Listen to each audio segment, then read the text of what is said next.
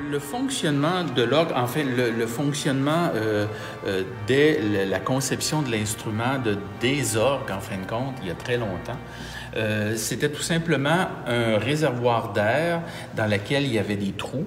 Et en dessous des trous, à l'intérieur du réservoir d'air, il y avait des petites soupapes qui étaient contrôlées. Au départ, c'était plus ou moins des grosses touches qu'on frappait avec les poings. C'était vraiment pour juste donner le ton au chant grégorien qui était à ce moment-là dans les églises.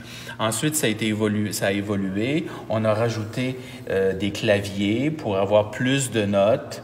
On a ajouté aussi des sonorités différentes.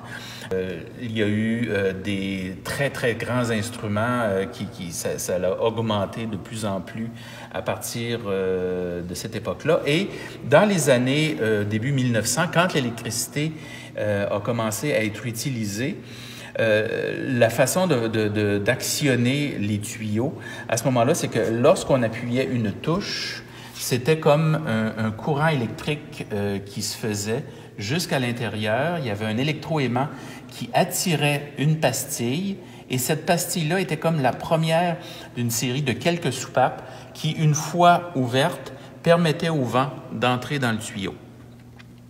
Alors évidemment, la première, je dirais, l'élément essentiel d'un orgue à tuyau, c'est le vent. On a besoin d'une soufflerie. Alors ici, la soufflerie est complètement au sous-sol. Alors il y a une série de canalisations, des gros tuyaux qui partent d'en bas et qui courent à travers les murs jusqu'à l'intérieur ici. Alors là, je vais démarrer la soufflerie et vous allez entendre probablement le bruit du vent qui entre à l'intérieur du buffet de l'orgue.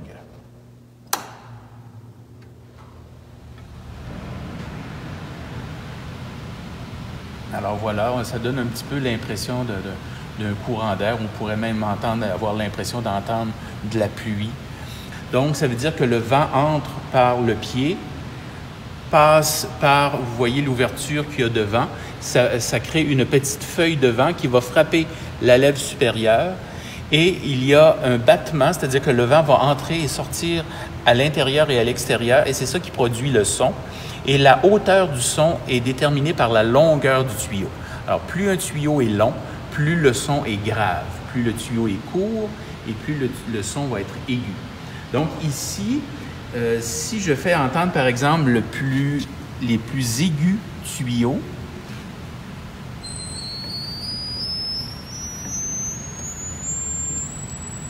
alors ça, c'est le tuyau le plus aigu qu'on a sur l'orgue. Et les tuyaux les plus graves,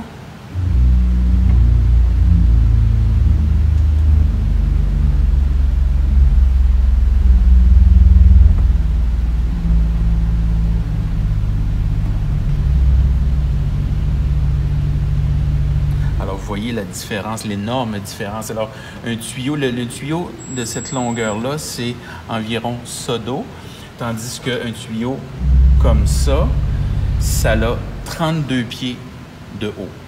Ceux en métal sont ronds, comme ce qu'on peut voir ici. Ça a 16 pieds de long. C'est vraiment les plus grands tuyaux de métal qu'on a dans l'orgue. Ils sont à la pédale. Alors, vous voyez ma main dessus, ça vous donne une idée de la grosseur de la chose. Et en comparaison, ici, j'ai un tuyau qui est minuscule. Alors lui, je suis capable de l'alimenter parce que ça demande très peu de vent.